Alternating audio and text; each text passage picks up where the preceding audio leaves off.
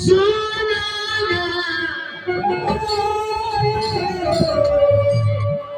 अरे बचनिया अपना तू जान के कहानिया बचनिया अपना जान के कहानिया सुना बचनिया अपना जान के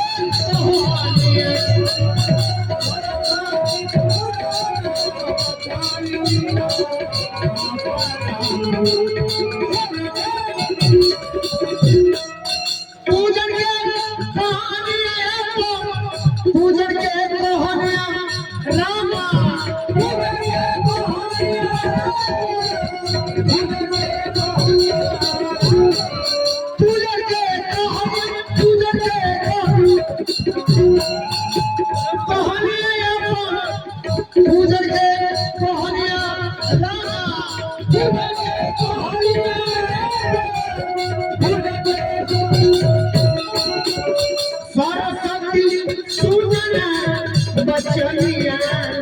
अपना जन के कहानिया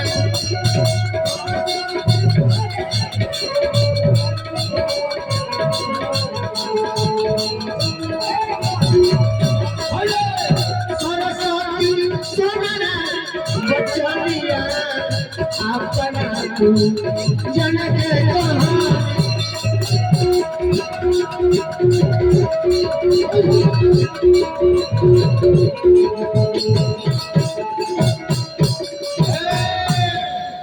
सरस्वती जी से बताने लगली कृष्ण पक्ष माघ महीना अरे तैयारी कैले ना देव तैयारी कैले ना रे देव तैयारी कैले ना तो सरगे माई के पूजा के तैयारी कैले ना सरगे माई के पूजा के तैयारी कैले ना तैयारी कैले ना रे तैयारी कैले ना तैयारी कैले ना तैयारी कैले ना देव माई के पूजा के तैयारी कैले ना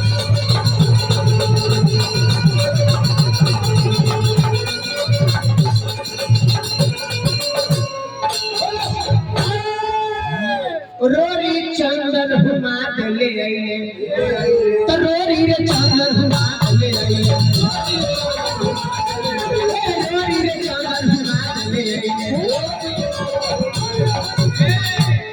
तो पंडित बाबा से वेद पढ़वैया अरे पंडित मोनी से वेद पढ़वैया महामारी कोइले ना रे हाहाकारी कोइले ना तो सरगे माई के पूजा के तैयारी कोइले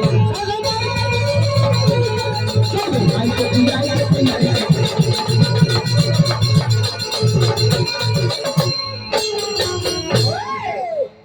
कुम्हार लोग मूर्ति बनावेला भगवान कृष्ण के समय माघ महीना कृष्ण पक्ष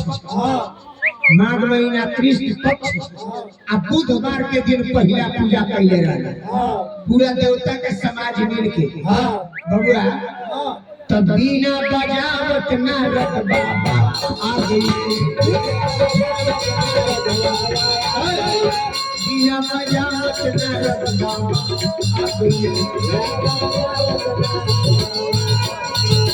बिना बजावत नारद बाबा आ गई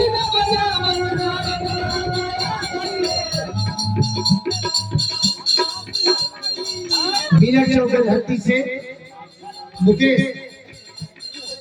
इसको बार बार मुंह बंद रहे सुनते हैं क्या घंटा समझ रहे हैं क्या समझ रहे एक बार मुंह बंद नहीं कोई आदमी है मान रहे भगवान थोड़ा भीतर को जगह न है हे भाई हल्ला करे तो कम से कम रुपये तो लुटावा खत्म बा इतना बढ़िया बुढ़ाई में माल छुओ फेरिए में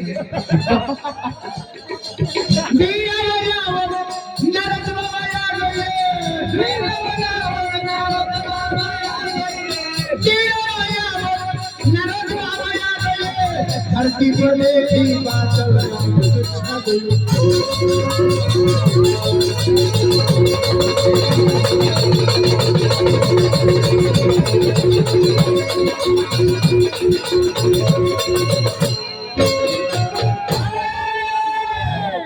नारद बाबा कहेंगे हे प्रभु ई सब भगवान को रहिया सारा वृत्तांत बताओ नहीं।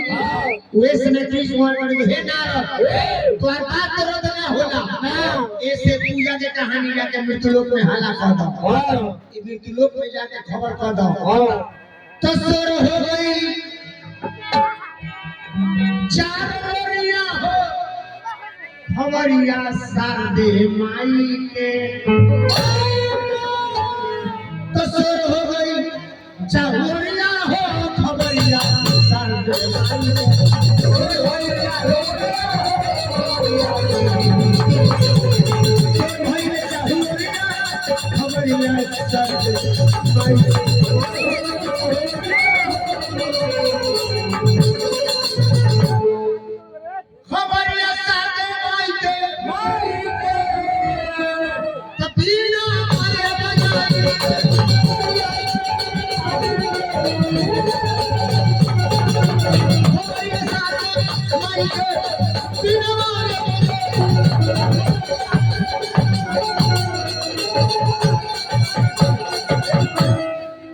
सुन के जूते लागल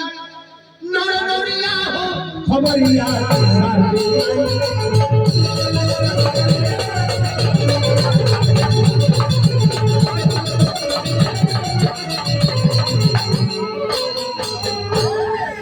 सब लोग इकट्ठा भइले।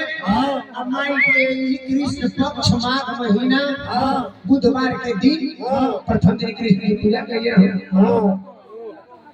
अच्छा गोप जी विजेंद्र भैया हमरा के पुरस्कार देनी,